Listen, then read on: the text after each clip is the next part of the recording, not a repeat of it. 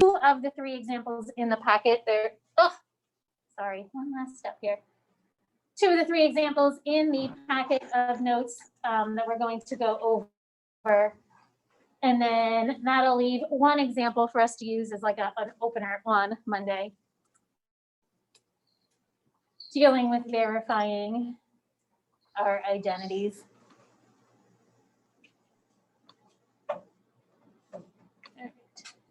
So we're going to look at 15 and 17 from the homework.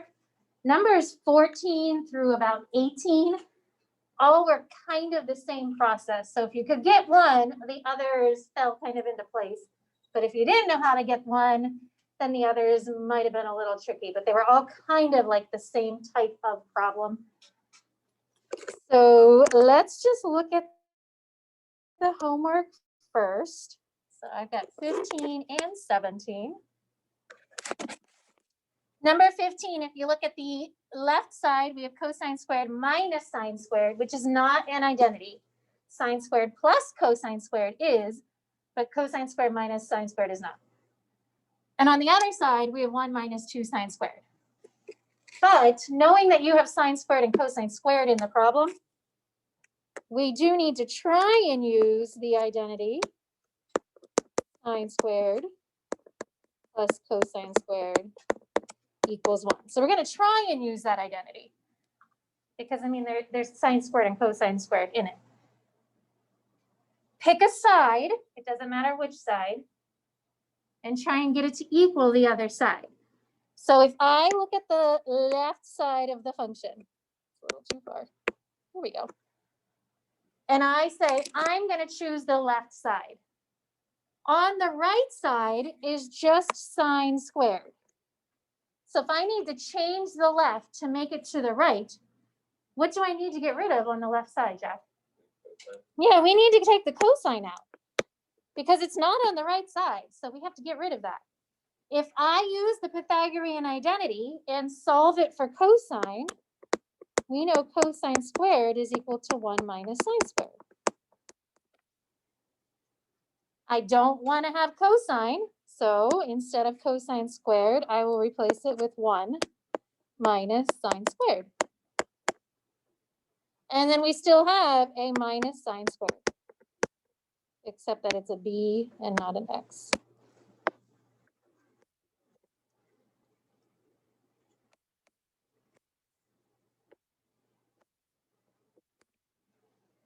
So then, Jack, 1 minus sine squared minus sine squared is, yeah, now there's 2 of them. 1 minus 2 sine squared. So taking out one of those two functions and replacing it with the Pythagorean identity. And again, looking to see what your goal is, what's still in the problem, what do you need to get rid of? Questions on 15. So then if you look at 17, 17 says tangent squared plus 6 equals secant squared plus 5. Again, pick a side of the problem. It doesn't matter which. Pick one side, try and make it equal the other side. Gianna, which side did you use? The left. Okay, so if you use the left, what identity did you? I used 1 plus x. Yeah. So just like the previous problem, here's tangent squared. We're going to take that out and replace it with what, Gianna? Yeah, so secant squared minus 1 is equal to the tangent squared. So I need to change it to secant squared. I don't want tangent squared, so let's take it out and replace it with secant squared minus 1. And then there's still that plus 6. Minus 1 plus 6 makes plus 5. My handwriting's a little sloppy, sorry. A little sloppy today. So looking at 16 and 18, those two problems are like 15 and 17. It's the same concept using the same identity, taking out one piece and replacing it with its Pythagorean identity. Questions on that? Yes. Oh yeah. Squish it down. It's coming. There it goes.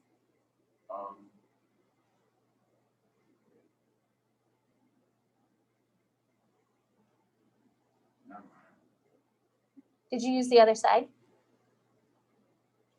No, I was confused by the first look at it. Okay.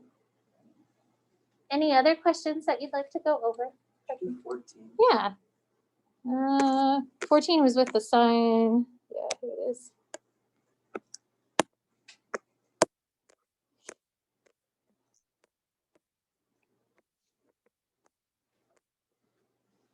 All right, so 14 says sine squared over tangent squared, and that's supposed to become the cosine squared. So yes, we have a sine squared. We could try and use a Pythagorean identity, but in this case, that might not be the method we want to try and use. Looking at the bottom, we have tangent squared. How could we try and do something with the tangent squared, knowing our goal is to get cosine squared, Grant? Yeah, so we have sine squared on the top. Oh.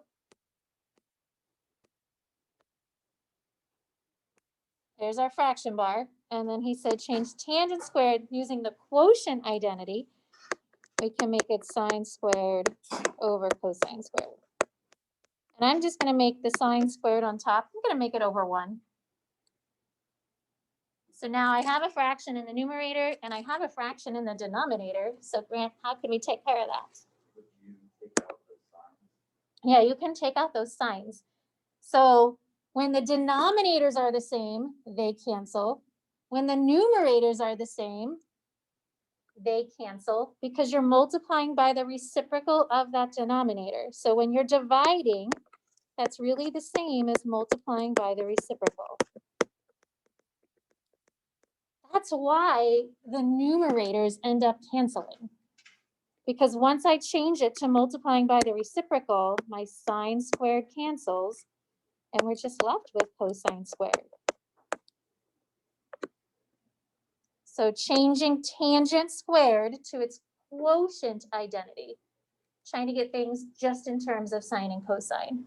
And then the signs cancel, leaving us with cosine squared. Other questions? So I said we're going to go over 2 problems. My goal is to give you class time to practice just working through these and maybe working with somebody else in class and trying to get some ideas going. So in the packet, we're going to do 2 of the problems from the day 2 set of notes, verifying identities day 2.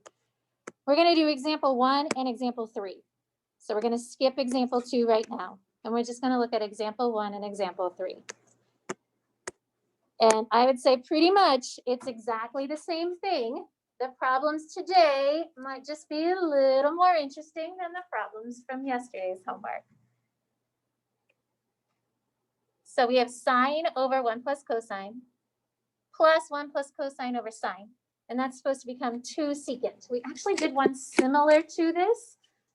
It just simplified to be something different. So there's a couple of different things that you can think about, different approaches. So remember, we have factoring, we have the common denominator, we have the conjugate. Those would be the algebraic steps to think about. You can use an identity, but there's not really an identity to use right now. So try and think about one of those like steps. Do you want to use factoring? Do you want to use a conjugate? Maybe you want to just get common denominators because that would work too. So what process do you want to use to help you simplify? Peter, what do you think? I'm going to apply the left fraction by 1/9. So that process is called the conjugate. Okay, so he said he thought about the conjugate. Anybody else think conjugate? Yeah. So if we multiply by the conjugate,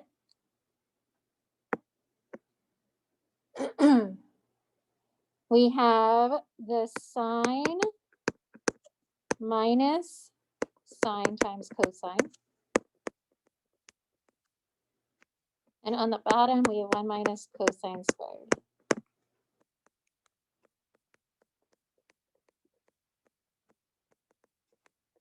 So the whole goal of using the conjugate is because once you use the conjugate, then you can look at a Pythagorean identity. So our denominator becomes sine squared. So if you use the conjugate first, you still have to then get a common denominator. So we have to use that fact, the common denominator fact, at some point. The left side has the sine squared. The right side has sine, so we have to multiply the right by sine.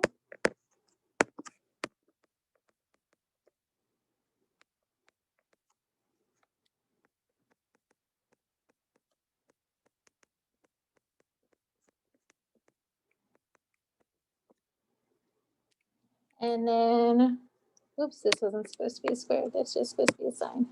So then we have sine plus sine times cosine. And that's over sine squared. So we used the conjugate fact, and then we found common denominators. You could have started first by using common denominators right away as well. So it just depends on what you think about when you look at the problem. Brenna, what happens with our numerator here?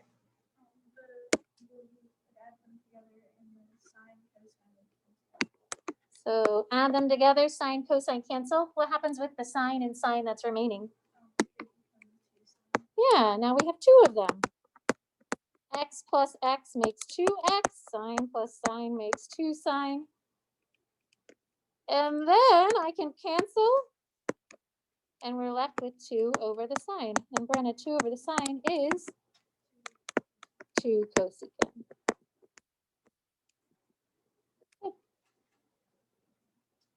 So conjugates, common denominator, and then some identities. Questions?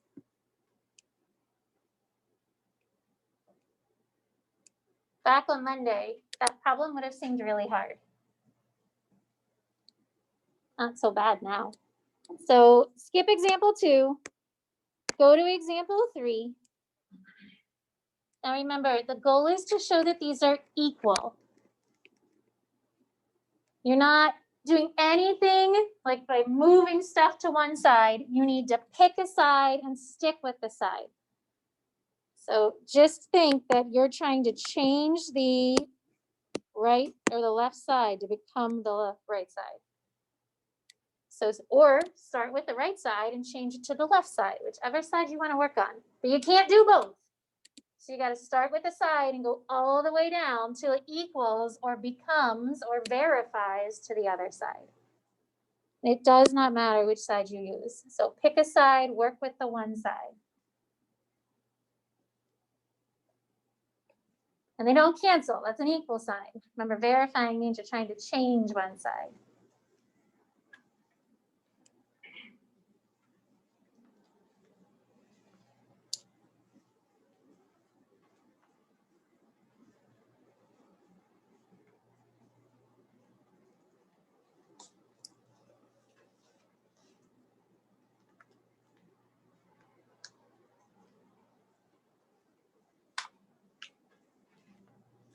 What do these both have in common? They're both cosine. So how do you factor that guy out?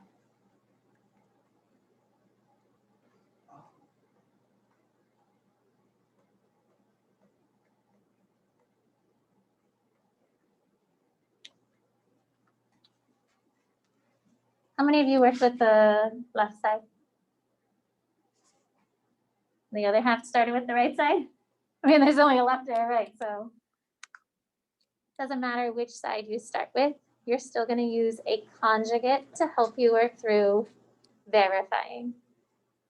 So if you chose the left side, Gianna, what did you do? I think you chose the left.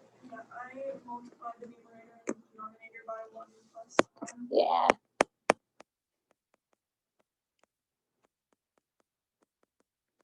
Again, you could do the right side and you would multiply the denominator by 1 minus sign and the numerator by 1 minus sign. Either way. So pick a side. Either way you work through it, you're using the conjugate.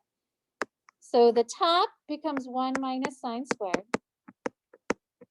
Gianna, did you distribute the cosine through or did you leave it? Yeah, so let's just leave 1 plus sine in the denominator times the cosine.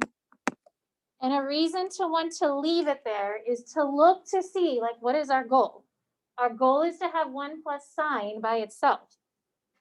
So if I just leave it in parentheses by itself, hopefully something then will simplify or cancel so that it will remain by itself.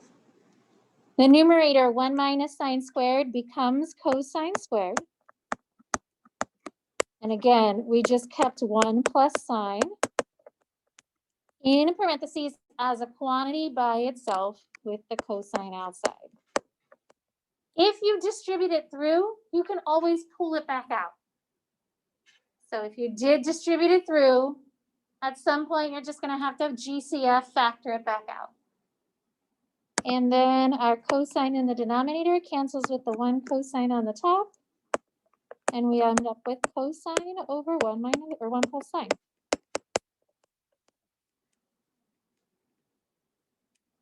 If you use the opposite side, it's going to work the same way. Except this time on the top, we have cosine times 1 minus sine. Leave it. Again, if you did distribute it, just pull it out in a couple steps down the road. The denominator says now 1 minus sine squared. Oops, I missed my angle. Shame on me.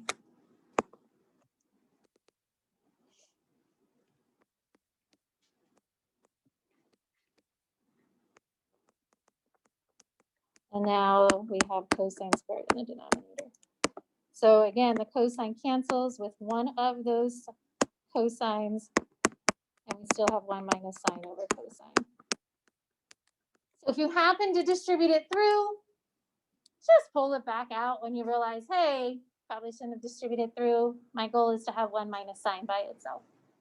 But you can kind of see, I should have wrote these a little neater.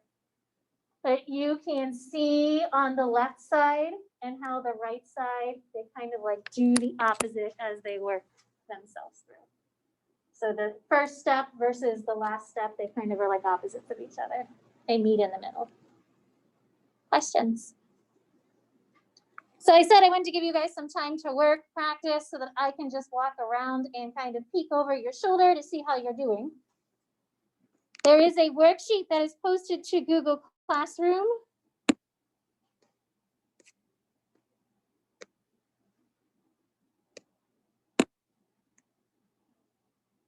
That has a few problems on it with verifying identities.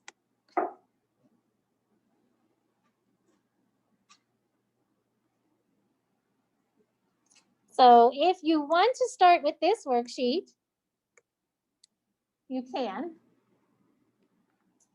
So there are 6 problems on here asking you to prove or verify the identities. So you've got the left side, we want to change it to the right. And I think in most of these cases, you probably want to start with the left side. It looks like the right side is just one function or one term. So you can work on these. I have books open over there because there are some book problems as well. Feel free to take a picture of the book. And if you'd rather work on the book problems, you can work on the book problems. Totally up to you. Please work with the people around you. Ask me for help. I am gonna be walking around and just kind of looking to see how you're doing. But this is time for you to just kind of get some class time to practice. Questions answered, practice time. Anybody have questions? Anyone at home have questions? Nope. All right. So please ask if you do. I will be here. Everybody at home, again, ask if you run into something. I can always pull a problem up on the screen. And we can look at that together, whether it is from the book or the worksheet. Again, those of you in class, feel free to ask each other how to do the problem or what you did for the problem versus what the neighbor did.